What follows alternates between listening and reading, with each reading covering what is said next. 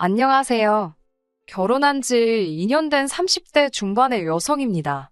매일같이 다른 사람들의 사연을 들으며 이러쿵저러쿵 한 소리씩 하던 사람이기도 하고요. 그런데 오늘은 제 사연을 좀 말해볼까 합니다. 시부모님도 그렇고 아주버님 부부도 그렇고 어찌 그리 염치가 없으신지. 솔직히 시댁 식구들이 아무리 개차반이어도 남편만 멀쩡하면 이래저래 참고 살아봤을 거예요.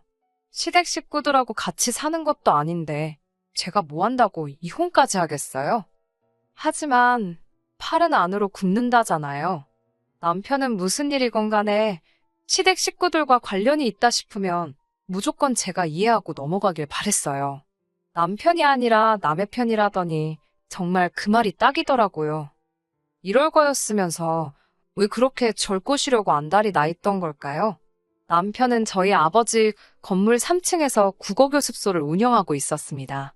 저는 1층에서 카페를 운영하고 있었고요. 제 카페에 오시는 손님들은 대부분이 단골이고 남편도 그들 중 한 사람이었어요. 고객 관리 차원에서 손님들이 오면 상황이 허락하는 한 한두 마디 인사도 하고 가벼운 대화도 나눕니다. 나중에 들었지만 남편은 그 대화가 즐겁고 기다려지더래요. 아무튼 몇 번의 대화로 서로 좀 친해졌다 싶었을 때쯤 나이 얘기가 나왔습니다. 제가 33이라고 하니 남편은 잠깐 놀라는 듯 하더니 자기도 33이라더군요.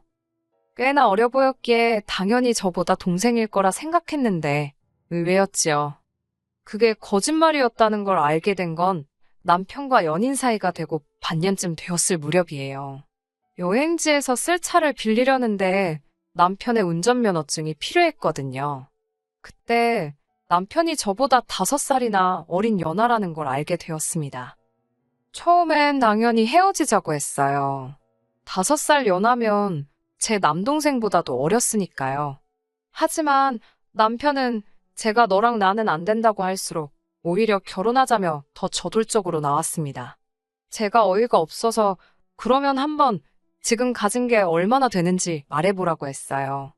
예를 들어 현재 얼마나 벌고 있는지, 모아둔 돈은 얼마나 있는지, 시부모님 재산 상태라던가 보통 사람들이 말하는 객관적인 조건들 말이에요. 남편의 수입은 월 300 정도였고 시부모님은 좋은 동네에서 월세로 살고 계시다 했습니다. 재산은 잘 모르지만 소일거리로 한 달에 100에서 200 정도 벌고 계신 걸로 안답니다. 위로 결혼한 형이 있는데 평범한 회사원이라고요. 남편이 모아둔 돈은 3천 정도였는데 그 부분에 대해서는 솔직히 기대가 없었으니 실망도 없었다고 표현하는 게 적절하겠네요. 저보다 5살이나 어린데다가 군대 갔다 오고 어쩌고 이런 거 저런 거 생각하면 오히려 3천을 모았다는 게 기특해 보일 지경이었으니까요. 어떻게든 저한테 잘 보이려고 용을 쓰는 그 모습이 기특하기도 했고 나이를 알기 전부터 이미 만나오면서 사랑하는 마음도 쌓여 있었으니 결국 헤어지지 못했습니다. 오히려 상황을 해결하겠다며 남편이 보여준 추진력과 성실함에 더 확신을 갖게 된 것도 같아요. 돈이야 물론 있으면 좋았겠지만 없다는데 그걸 뭐라고 할 수도 없고 아직 갈 길이 구말리니까 둘이 같이 벌면 된다고 생각했어요. 이런 말 뭐하지만 저도 벌 만큼은 벌고 있었고 친정도 여유가 있었으니까 돈 문제에 있어서는 크게 예민하지 않았네요. 그렇게 저희는 2년의 연애 끝에 부부의 연을 맺게 되었습니다. 저와 남편 둘만의 결혼 생활을 이야기하자면 다른 부부들처럼 가끔 부딪히는 일이 있긴 했어도 무난한 편이었어요. 시댁 식구가 얽히는 경우만 제외한다면요. 더 정확히 말씀드리자면 시댁 식구가 얽혔다는 건 돈 이야기가 나왔을 때를 말하는 거예요. 이제 와서 돌이켜보면 진짜 돈 때문에 궁상맞은 시댁 식구들 때문에 정말 못 같은 일들이 많았는데요. 그걸 나열하자면 한도 끝도 없으니 몇 가지만 이야기해볼까 봐요. 결혼 초에 있었던 일입니다. 앞서 말씀드렸다시피 저도 남편도 저희 아버지 건물에서 사업을 하고 있었잖아요. 사람들은 제가 딸이니까 월세를 안 낼 거라고 생각하던데 저도 될 거 다 내면서 장사하는 입장이었습니다. 아버지께선 설령 그 돈을 다시 저에게 용돈으로 줄 때 주더라도 일단 받을 건 받아야 한다며 돈 거래는 깨끗이 하는 게 좋다고 하시는 분이시거든요. 그런데 정말 결혼하고 한 두세 달쯤 됐을 무렵이었어요. 아버지께서 저에게 왜 강서방은 월세를 입금을 안 하냐고, 강서방 사업이 잘 안 되냐고 물어보셨어요. 학생 수도 늘고 있었고 옆에 빈 사무실로 교습소를 확장하네 마네 하는 상황이었는데 그런 소리를 들으니 당황스럽더군요. 제가 아버지께 그럴 리가 없다고 한번 확인해보겠다 했습니다. 아버지께서는 혹시나 말 못할 사정이 있을지도 모르니 조심해서 물어보라 하셨어요. 괜히 남편 자존심 건들지 말라고요. 아무래도 딸에 비해 한참 어린 사위라서 그런지 저희 부모님께서는 행여 남편 입장에서 장인 장모가 자기가 어리다고 무시한다고 오해라도 할까봐 걱정을 많이 하셨어요. 그래서 말 한마디라도 늘 조심해 주셨고 배려해 주셨습니다. 밀린 월세에 대한 남편으로부터 돌아온 대답은 황당했습니다. 장인어른 건물인데 사위가 월세를 왜 내냐입니다. 제가 황당해서 친정부모님은 건물에서 나오는 월세로 생활비도 하시고 노후 준비도 하신다. 다 친정부모님 재산인데 그걸 당신이 왜 마음대로 낼지 말지를 정하냐니까. 이제 한가족인데 그런 걸 다 따지시냐며 자기는 생각도 못했답니다. 그러더니 월세는 내겠다면서 대신 확장은 못하겠다며 한숨을 푹푹 쉬더라고요. 이제 보니까 비어있던 사무실도 공짜로 쓸 셈이었던 거지요. 어찌나 괘씸하던지 확장을 할 거면 아버지랑 정식으로 계약서 다시 쓰고 하고 그럴 능력 안 되면 깔끔하게 포기하라고 딱 잘라 말했습니다. 결국 남편은 일주일에 걸쳐 밀린 월세를 다 냈고 확장은 안 하더라고요. 어이가 없어서. 게다가 형제라서 그런지 어쩜 그렇게 똑같이 염치가 없던지요. 저희가 결혼한 지 1년이 좀 넘었을 때 있었던 일입니다. 저희 친정부모님은 두 분이서 그렇게 자주 여행을 다니세요. 자식도 필요 없고 두 분이서 가시는 게 가장 편하시다면서요. 심지어 저나 동생이 좀 껴달라고 사정을 해도 너넨 너네 친구들이랑 다니라며 싫다 하시는 분들입니다. 그리고 언젠가 그런 저희 부모님을 보고 남편이 너무 부러워하더라고요. 그래서 제가 어머님 아버님 결혼기념일을 맞이해 큰맘 먹고 제주도행 비행기 티켓 타고 호텔을 예약해드렸습니다. 그런데 두 분께서 저희더러 같이 가자고 하시더군요. 노인네 둘이 가서 무슨 재미가 있냐면서요. 좋아하시면서도 걱정하시는 모습을 보니 차마 싫다 소리는 못하겠더라고요. 결국 저희 티켓 타고 호텔도 추가로 사기로 했습니다. 그때 남편이 갑자기 생각났다는 듯이 한번 아주버님과 형님에게도 갈 생각이 있는지 물어보자더군요. 아주버님께 전화를 걸었습니다. 상황 설명을 하고는 어떻게 하시겠냐 물으니 그럼 이참에 당신들도 애들 데리고 같이 가고 싶다 하시더군요. 저는 그럼 제 계좌로 추가 금액을 보내달라 했습니다. 제가 한 번에 카드로 긁겠다고요.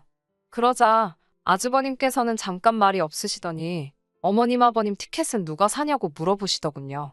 순간 아주버님이 보태시려고 그러시나 싶어서 제가 사는 건데 부담 갖지 마시라 했습니다. 아주버님 내보다는 저희 쪽이 형편이 낫기도 했고 처음부터 제가 해드릴 생각으로 벌인 일이니 부담 주고 싶지 않았거든요. 그런데 아주버님 입에서 나온 말은 전혀 뜻밖이었습니다. 기왕 제가 쏘기로 한 거 기분 좋게 다 쏘랍니다. 누구 건 내주고 누구 건 안 내주고 좀 치사한 것 같다면서요. 황당해서 저한테 지금 아주버님 내 비행기하고 호텔을 전부 다 내달라는 거냐고 되물으니 자기네 사정에 100만 원은 지금 좀 무리랍니다. 그래서 못 가시면 아쉽지만 어쩔 수 없지 않냐고 다음에 같이 가자고 했어요. 잠깐 말이 없던 아주버님이 남편을 바꾸라고 하더군요. 저도 더는 상대하기가 싫어서 그대로 남편에게 전화를 넘겼습니다. 전화기를 들고 있던 남편의 표정이 점점 똥 씹은 표정으로 바뀌더라고요.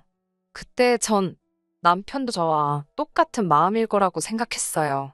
그래서 저렇게 기분이 나쁜 거라고 아주버님이 정말 뻔뻔하고 염치가 없어서요. 하지만 전화를 끊고 남편은 오히려 저에게 화를 내기 시작했습니다.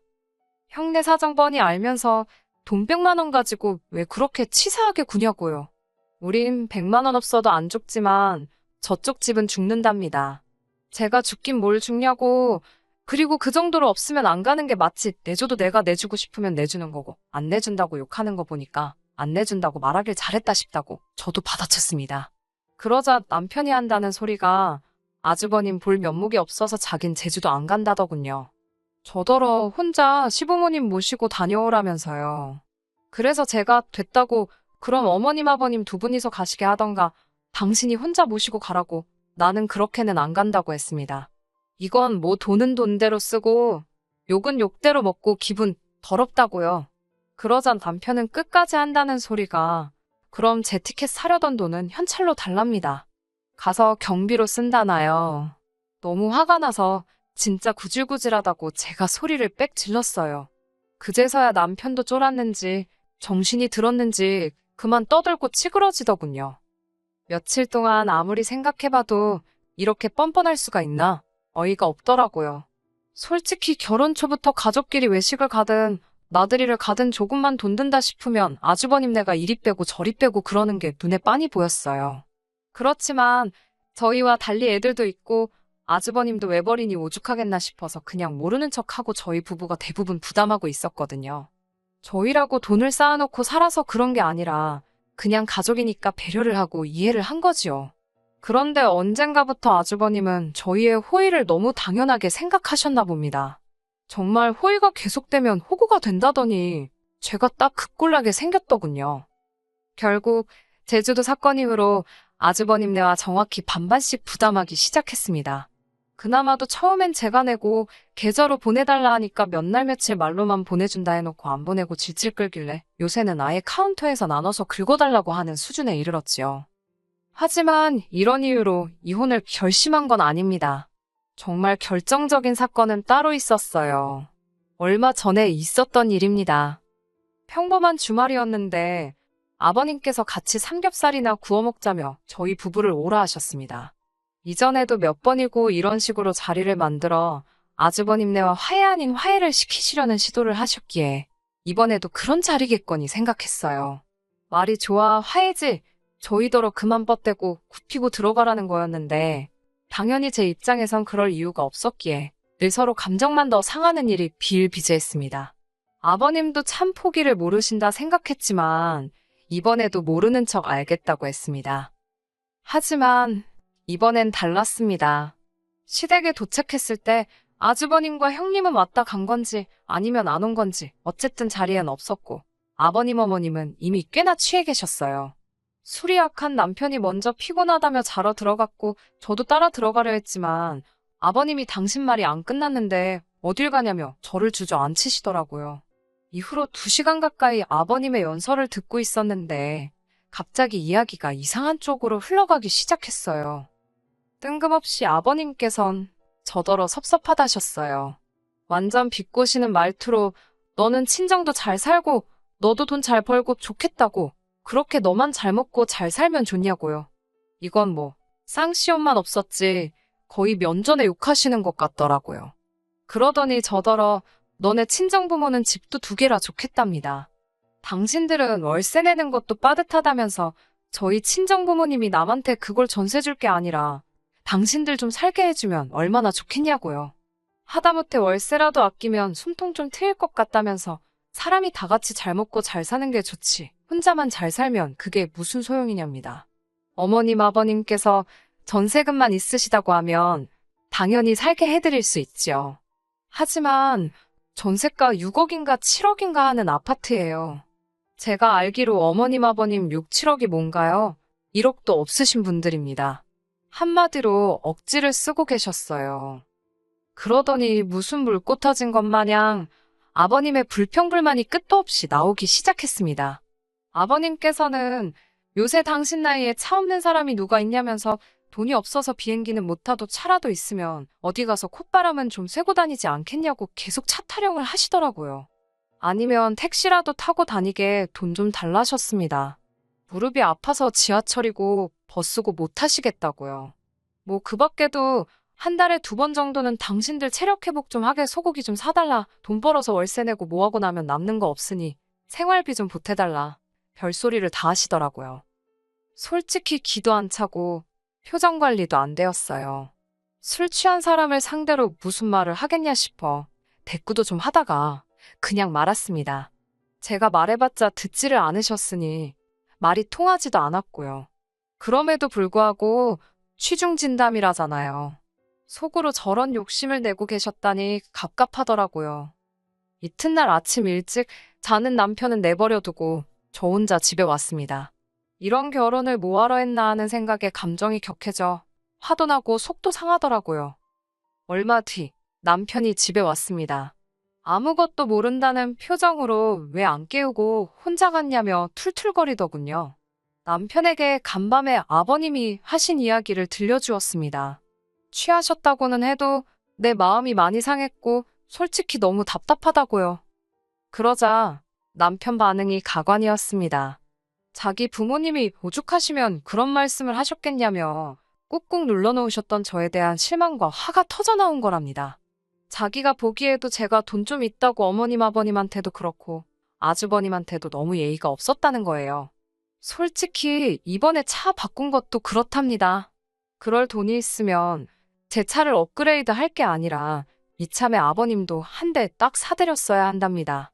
어머님 아버님 입장에선 어린 아들 나이 많은 며느리한테 보냈을 때는 말씀은 안 하셔도 기대하시는 바가 있으셨을 거라고요. 오해하지 말고 들으라면서 자기가 정말 객관적으로 이야기하는 거라는데 어처구니가 없더라고요. 내가 먼저 결혼하자고 그랬냐니까 자기는 저한테 기대고 살 수 있을 줄 알았답니다. 정말 결혼 전에는 별도 달도 따질 것 같더니 이게 무슨 일이지 어안이 벙벙하더군요. 며칠의 고민 끝에 남편에게 이렇게 사는 건 아닌 것 같다고 헤어지자 했습니다. 이혼하자고요. 당신도 무섭고 당신 가족들도 무섭다고 했네요. 나를 무슨 봉으로 아는 것 같은데 이러다 나중에 내 재산 넘볼까 무서워서 같이 못 살겠다 했습니다. 자꾸 나더러 돈 많다고 하는데 맞다고 나 정말 돈이 많아서 너 같은 그지 새끼랑은 못 살겠다 했네요. 적선도 한두 번이지 이러다 지갑 내놓으라 할까봐 무서워서 한 집에 못 있겠다고요. 친정부모님이 부부간의 말 함부로 하지 말라고 상처된다고 못 주워 담는다고 항상 말 조심하라 가르치셨는데 막말로 말조심이고 나발이고 말이 칼날이라면 남편 가슴을 갈기갈기 찢어놓고 싶은 심정이었습니다. 남편은 이혼해봤자 제 재산의 반이 자기 거라며 자기는 손해볼 거 없다는 멍청한 소리를 떠들어대더군요. 제가 나이도 어린 게 까불고 있다면서 세상 일이 그렇게 네 생각대로 굴러가질 않는다고 어디 좋은 변호사 한번 찾아보라 했습니다. 저희는 그렇게 결국 남남이 되었습니다. 이혼의 문턱까지 가서야 남편은 저에게 정말 잘못했다고 거의 싹싹 빌다시피 사과를 해왔어요. 평생 제 말 잘 듣고 살겠다면서 한 번만 봐달라고요. 원하면 시댁 식구들 그 누구와도 연락하지 않을 자신도 있다 했습니다. 당연히 믿지 않았지요. 남편을 포함한 모든 시댁 식구들을 차단했고 조금이라도 관련 있는 사람들에겐 남편의 거지근성 때문에 이혼했다 했습니다. 사람들이 어떻게 받아들일지 행여 남편 귀에 들어가면 찾아오진 않을지 걱정이 안 된 건 아니지만 또 거짓말도 아니니까 굳이 성격 차이내 모네 말 같지도 않은 변명은 하기 싫었거든요. 비록 이혼녀 딱지를 달게 되었지만 인생 공부 한번 세게 했다 생각하고 털어버려야겠지요. 아, 그리고 지난달에 남편 사무실 계약 기간이 끝났거든요. 친정아버지께서 공실로 놀리는 한이 있어도 너한테는 안 내준다며 계약 연장 안 받아주셨습니다. 남편은 아무리 그래도 남의 밥줄 가지고 이러는 게 어딨냐고 치사하다고 생난리를 쳤지만 이제 남남인데 알게 뭐래요.